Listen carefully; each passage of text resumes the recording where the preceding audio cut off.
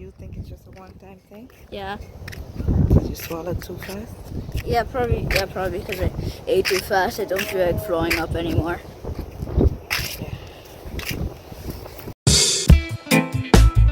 She's stepping over all her obstacles. With her kings and queens, she's short and spicy, short and spicy. It's the love of God, she's holding her own. Welcome back to Short and Spicy Nikks. This is your girl Nikki speaking. How you guys doing today? I just got back from picking up Rail from school.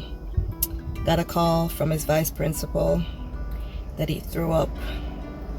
And I had this in my mind to do this video from the conversation I had with my mom on Sunday.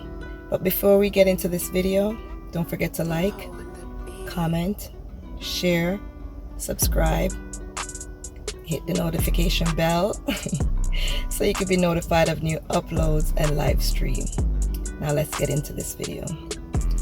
So on Sunday, my mother and I were speaking because, you know, we just celebrated Mother's Day, and I called her, or she actually sent a message, and we were back and forth speaking, sending voice notes. And she said to let the children, hey Fly, come out here. Yeah. She said to let my big children, the older ones, make me Mother's Day dinner. And I'm like, really, Mom? You must don't want me to eat today. Because as old as my children are, they've never actually made, I shouldn't say they've attempted to make supper.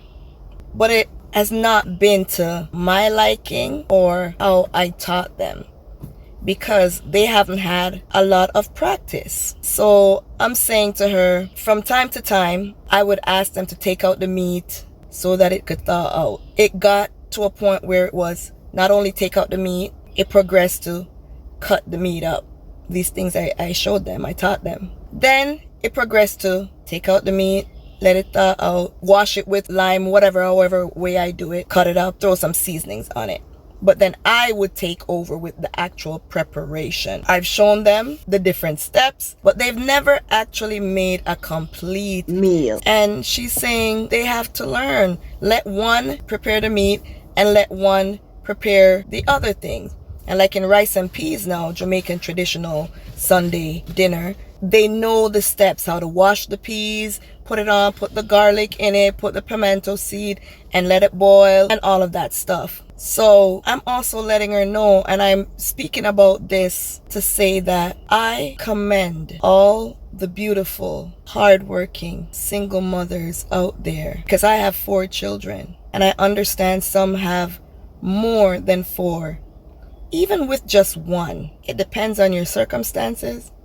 It could be really hard, because if you are the one that you're 1 child, 2 children, however much you have that they could depend on, it becomes real heavy, that load that you're carrying.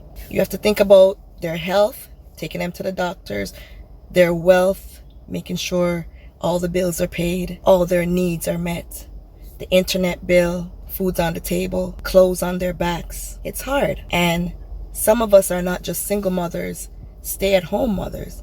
Some of us are working single mothers, and all the weight is on us.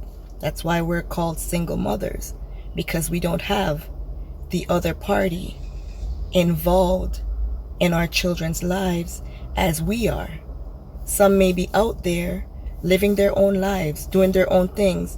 They will still be in communication with you and your children, but all the weight is left on most single mothers.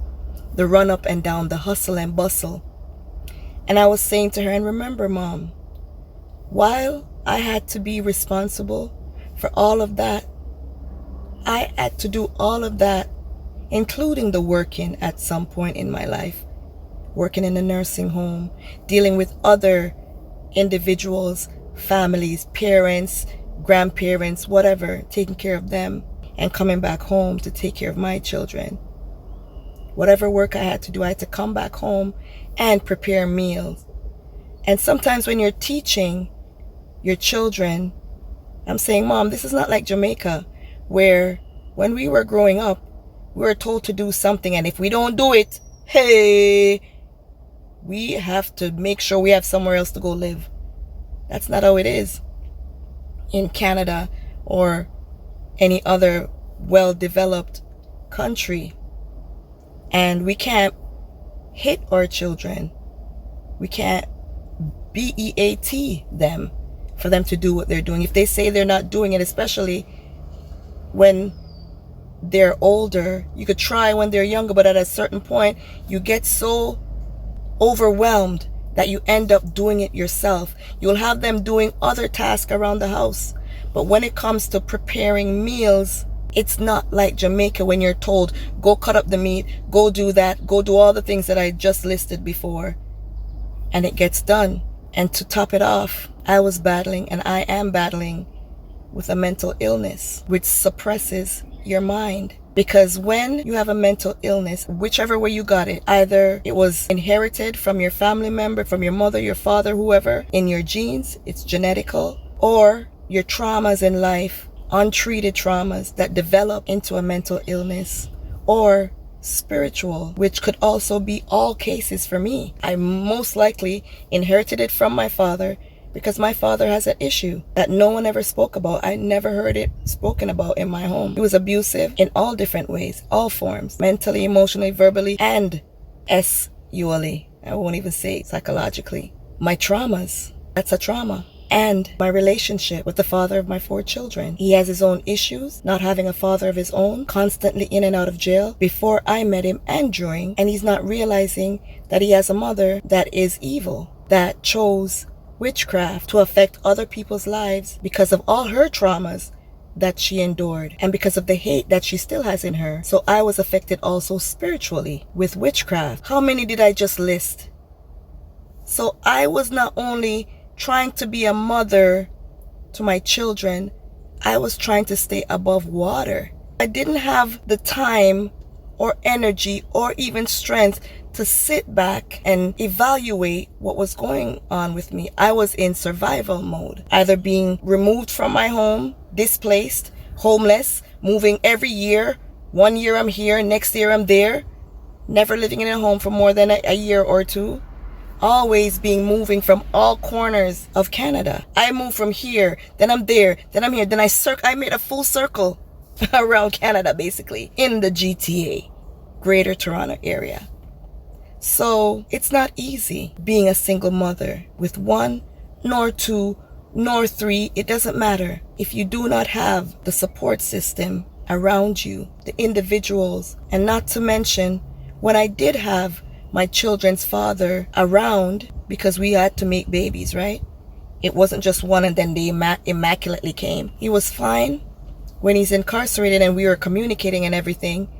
And it seems like I was his world and his children. We're going to visit him, taking long hours, 2 hours ride to go spend time with him, spend time like weekends with him on trailers while he's behind bars for most of the time. And then when he comes home, he's either in halfway house, and when he's out of incarceration, he's spending most of the time by his mother.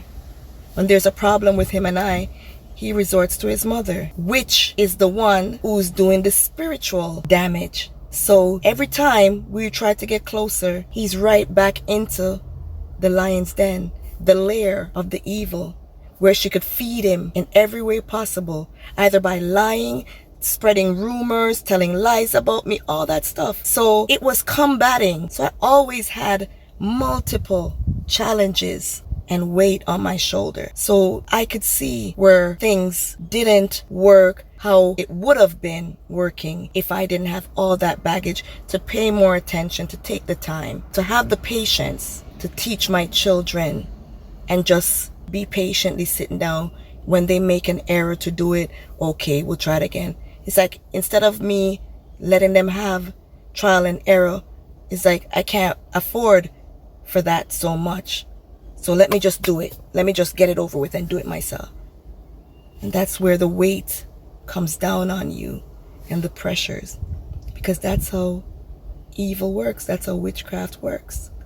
And that's how the weight will stop you, and the distraction and the confusion in your life will stop you from moving ahead and doing the things that are important in life. So it's only now I've been able to breathe. And I should tell you, on Sunday, my daughter cut up the meat, washed it with the lime and water, seasoned it up. My son did the part of the rice, made the peas cook, put in the coconut cream, all the other stuff. I sat down and I was in my bed. My daughter made me pancakes, and there was no eggs, so she made me pancakes and some mint tea, and I ate breakfast in bed.